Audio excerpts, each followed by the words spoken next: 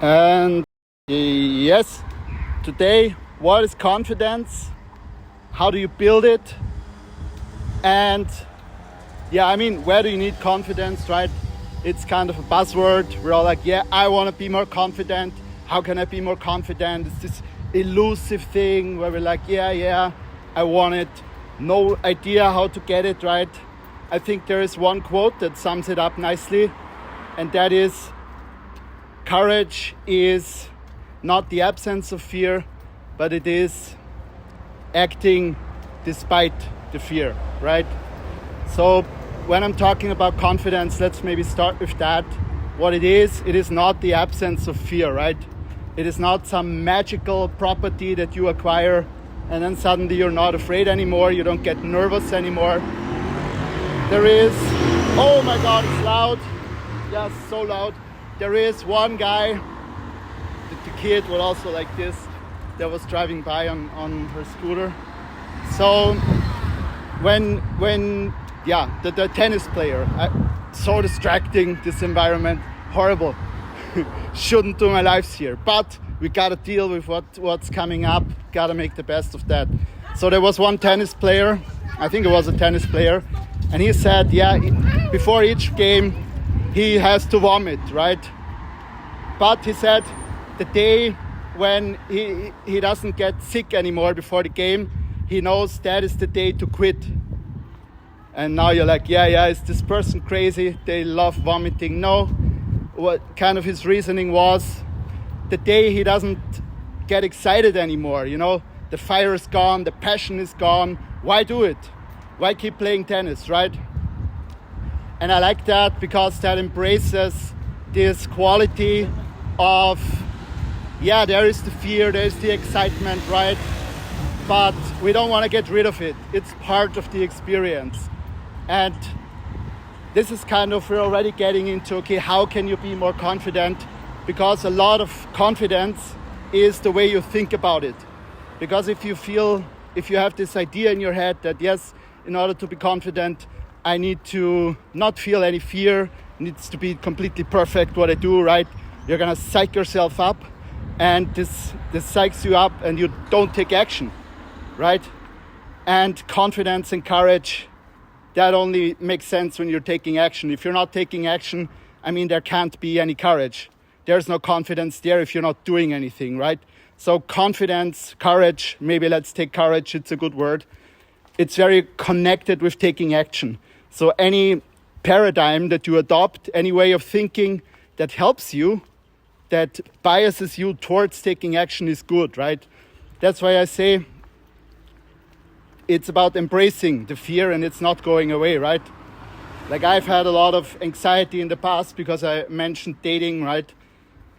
I used to be extremely nervous around girls, around women at school. I was like, my knees are shaking, I was telling this story of this one girl who was a basketball player. I had a great crush on. I was doing her programming homework, on the computer. I was like, yes, please, some brownie points, just so I could sit near her, right? And I couldn't get out my words properly, basically. So I was a super shy kid for a very long time. It was very painful for me personally. And over the years, I invested a lot of time in teaching myself how to confidently approach strangers or even in groups. Like even if you have a group, there is still some friction, some nervousness, right? Unless people are like, hey, here's your introduction, right? Now talk to each other. That usually doesn't happen. There is like this, you still gotta step up, connect with some people, right? And it can be challenging. So I spent a lot of time doing that. And it was very nerve-wracking, to be honest. And it's still sometimes nerve-wracking when I meet new people. I'm like, I get nervous, but I don't judge myself for it. I'm like, yes, I embrace this. It's part of my experience. And doing that, it makes it a lot easier. There is another research that I want to mention in connection with that. And that is, there is positive stress and there is negative stress. So, and the difference between the positive and the negative stress is in how you perceive it, right? So they did some experiments, they did some fun science experiments. They brought people into a lab and they were like testing them, you know, like there was a panel of experts and they had to do whatever, some math questions, like read some weird text and do it in a certain way. They had to do like a presentation, you know, different tasks. And the expert panel was sitting there, very critical, right? And the people would get nervous and it would impact their performance, like their objective performance. They had to do some stuff. I don't know what exactly that was, right? But what they figured out is they split them up in groups, and one group, they were like, each time you feel nervous, you just take a deep breath. You know, this is the usual advice, right? Take a deep breath, calm down, right? And that's one group. The other group, they didn't say anything. That's the test group, right? No intervention. And then the third group, they told them, each time you get nervous, tell yourself, I'm excited. Right? That's a positive reframe.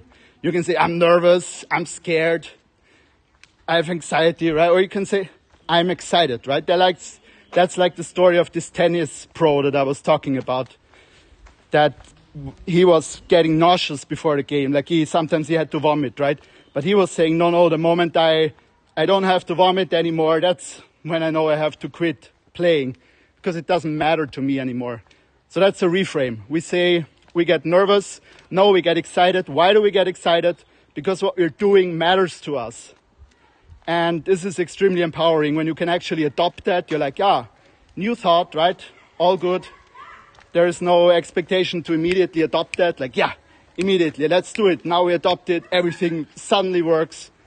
You have this incredible confidence now, you know. That's not how it is. Of course, it's a learning process, right? But what they found out with that group, where they told them, tell yourself you're excited, right? They had better performance than both of the other groups. It had a positive impact on their performance because they were not fighting themselves, basically. So that's, I think, the main lesson that I wanted to give today is really this reframe to say, no, it's not about not feeling afraid, not feeling anxious, but it's taking action despite feeling anxious. And that's how you build, there is a certain momentum, right? If you've done anything, like you started small, it was super scary in the beginning, but then you did it more and you developed some experience in that, you get more confident. Yeah, that's a fact, right? We've all hopefully experienced that in one way, this area of our life or another, right? But the key there is not this acquired confidence that we get. That's all fine, right? It's great to have it. But the real juice, kind of the marrow, the gold, the value, is in being able to design a process for yourself where you can build that up, where you're like, yeah, it's not about getting the perfect confidence. It's about acting, consistently taking action in situations where I'm scared, right? And leaning into that anxiety. And this is like, it's like a meta skill, right? If you do it in one area of your life that is really important to you, and you gotta have a motivation, right? If you don't have a motivation, you're not gonna do something that is scary because you're like, why would I do this? You know, there's no motivation that's kind of pulling me to do that. You're not gonna do it. So you start with an area of your life where you're inspired to make a change, maybe to grow, to expand, to meet new people. Maybe it's dating, maybe it's business. You're like, I have this anxiety when I'm pitching people, when I'm networking, you know.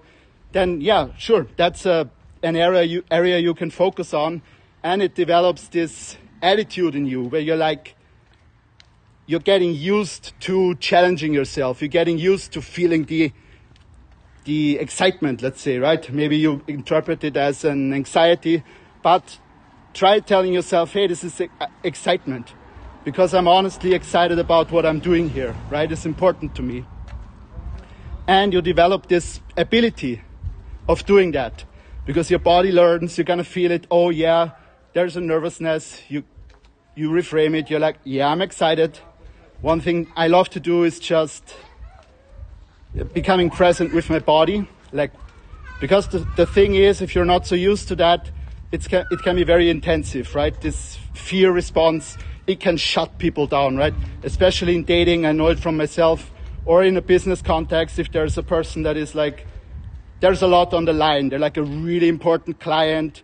They're a really important networking opportunity. You're like, yeah, if something goes through with this person, this can have a big impact on me, right? And we get nervous. We get so frozen because we're in our head. We're like, oh my God, I can't do this wrong. I can't do that wrong. I can't do that wrong, which is the opposite state you want to be in. That's like you're in contraction. You're not releasing. You're not self-expressing, something I talked about in the last few lives, right? And your best ideas come when you're in flow, when you're relaxing, when you're expressing, right? And funnily enough, the most direct path to getting to that flow is straight through that fear, right? And it's almost like this fear, when you look at the flow cycle, it's almost like this fear is like the struggle phase, right? You get through that, and then you relax more as you do the activity more, right? As you talk to that person, like that important business opportunity, you start into the conversation, you say a few things, you realize, yeah, I'm not gonna do this perfectly anyways, this is just a person, you know? You realize a lot of what you were thinking, it was just in your head, it wasn't even reality. And you're switching from thinking to doing, right? And switching into body perception, what it does into, can be anything, can be like you're feeling your feet on the floor, right? Or yeah, like where you're holding your phone, you know, all the sensations you can get with your body, like actually feeling those and staying with those. What it's gonna do it kind of stops you from going into your head, because if you're in your head, you can go from one thought to another thought, and you can get into a spiral, almost like an anxiety spiral. You're like, oh my God, what if this happens? What if that happens? You know, you start visualizing, you can easily get carried away. And a very, very easy way to switch out of that is to come into your body and to take action, right? And also to notice that, okay, this anxiety doesn't mean you need to calm yourself down, you know, you take a deep breath and all of that, but just accepting that it's part of the excitement, you know. You want that because, like I said before, if you start getting bored, if you're no longer excited by what you're doing, what's the point of doing it, right? That's like the tennis pro that I was talking about when he was feeling nauseous, right? He was like, no, I'm excited. This is important to me. So I hope you could take a snippet from that. Maybe something that you can apply or that gave you a new thought, a new idea.